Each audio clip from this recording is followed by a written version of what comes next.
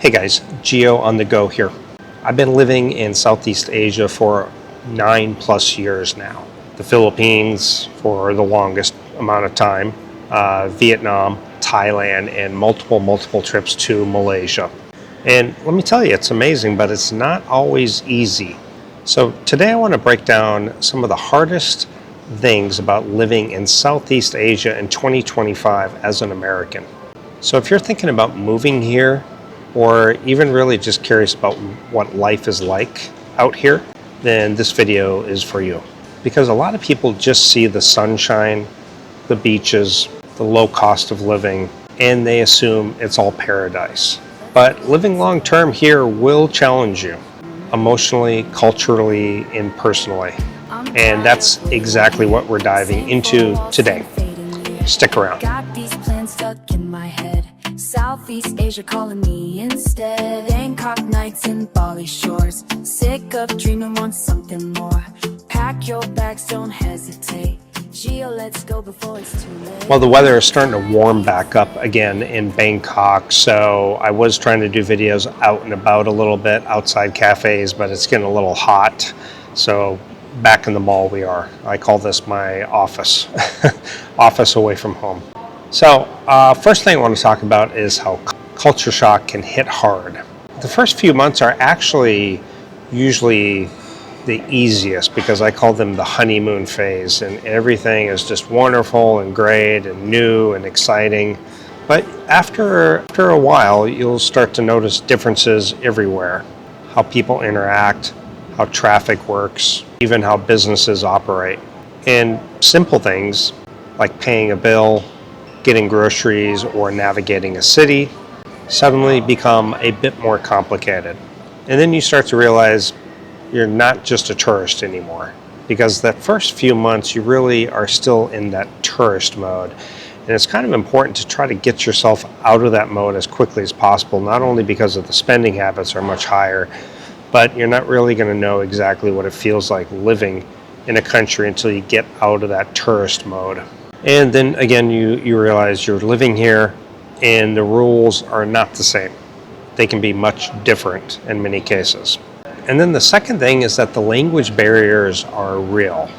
And I think the Philippines is the biggest misconception. People go there, oh, they all speak English. Yeah, a lot of them may speak English, but on what level of proficiency, it's not always the best. Sometimes it's just really basic English, or they're shy to speak English because they get made fun of by other Filipinos. Or most of the time, when you're out and about, you're not really hearing English, you're hearing them interact with each other in their local language. So you're still not going to know really what's going on.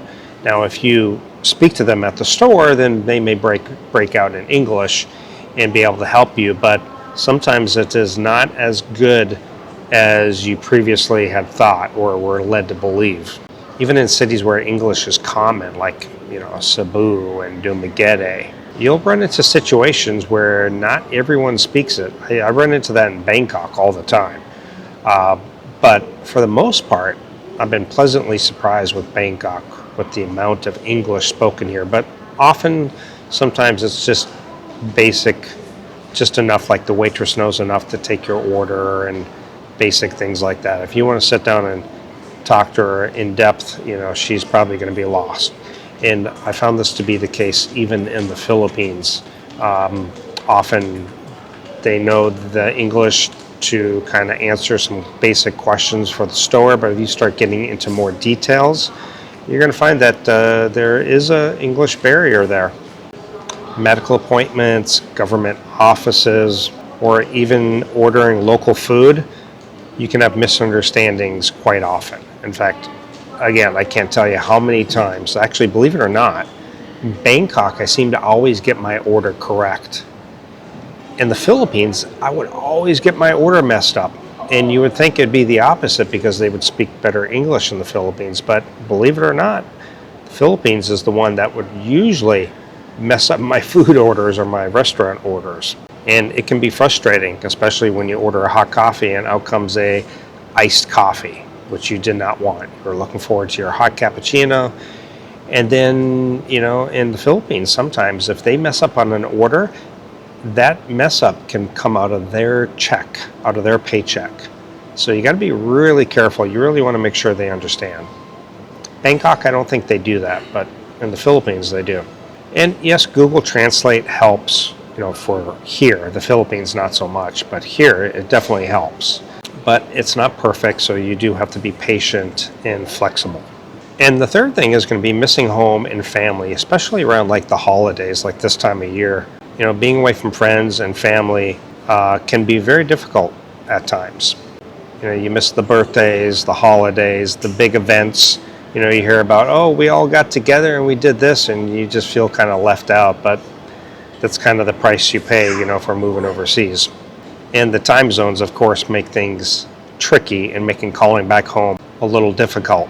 And sometimes you do feel a little isolated, especially when, like just recently, my mom and my sister and my son all got together for Christmas, and I was like feeling like, God, I wish I would have went home.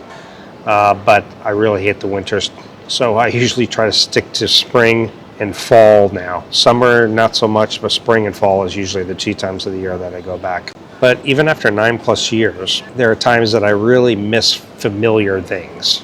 Not just people, but like routines and conveniences. Like I really miss driving a car. That's like one of my highlights every time I go back to the US is jumping in that car and getting on the interstate and going places, and how smooth and everything goes for the most part for traffic. Now I'm not in New York City or Chicago or LA, so I'm in a smaller city, so it's enjoyable and I like it. I like having that freedom, which you don't really have here. And number 4 is going to be bureaucracy and paperwork. This would frustrate the heck out of me in the Philippines. Visas, permits, taxes, driver's license. They all can be a headache. Again, overseas, you don't really know the procedure. And in the Philippines, it would be like you would go into one place and they would say one thing, and then you'd go into another and they would say something different. So it got to be quite frustrating. Every country is going to have different rules. Every office has a different way of doing things. In the Philippines, you could go to one bank branch and then go to the exact same bank, but a different branch, and they have a different way of doing things. And it would be extremely frustrating. And sometimes it feels like nothing makes sense whatsoever. It tests your patience, and honestly, you get pretty good at smiling when you're waiting in line. And that's another thing, waiting in line, people often cut in front of you, and you kind of got to get aggressive even though you don't want to. But if you're going to get in line and you want your fair share or your turn, then sometimes you have to. And number 5 would be tech and security challenges. Here's one a lot of expats underestimate: staying secure online. Public Wi-Fi is everywhere, cafes, hotels, airports, but it's not always secure. Banking, passwords, personal info, all can be at risk if you're not careful. Which brings me to something I personally use and recommend. Surfshark VPN is my go-to tool for living safely online overseas. It encrypts your data on public Wi-Fi, protects your banking and personal accounts, blocks trackers, and even lets you access content you couldn't access without the VPN. My Netflix account, my Hulu, HBO, Tubi, just different streaming services, and also different websites. You can use it on unlimited devices, so your phone, your laptop, your TV, all secure. So if you're traveling here or moving here, a VPN is a must. I'll leave my link in the description and also the pinned comment if you want to grab it. They're having a Black Friday sale. Best option is to purchase it now while the sale is going on. And it's going to be the easiest way to stay online, safe and secure while traveling or living overseas, in particular Southeast Asia. Number 6 is healthcare and emergencies. Medical systems are going to be different in every country. Some are great, some are not. The Philippines can be a real nightmare. Here, I found it to be very quick, efficient, and very affordable. You may have to pay up front and get reimbursed later if you have insurance, or maybe travel medical insurance, which I offer down in the description as well. Or you might encounter language issues when describing the symptoms, even again in the Philippines. Here in Bangkok, they assign a nurse with you who speaks English, and she kind of goes around and takes care of everything for you, which is fantastic, at least at the hospital near me that I recently went to. It can be stressful if you're used to the US system, but it's manageable once you know where to go and how to prepare. Number 7 is loneliness and social adjustment. Making friends can be a little bit harder than most people think. It can be isolating out here, and it's not always easy to make friends because sometimes they're just coming and going, or they're moving from one place to another. It happens all the time. You make friends and they go take off and they go move to a new island in the Philippines or a new city, or maybe they move to a new country. Like me personally, I was in the Philippines, I had a lot of friends, and up I went to a new country altogether.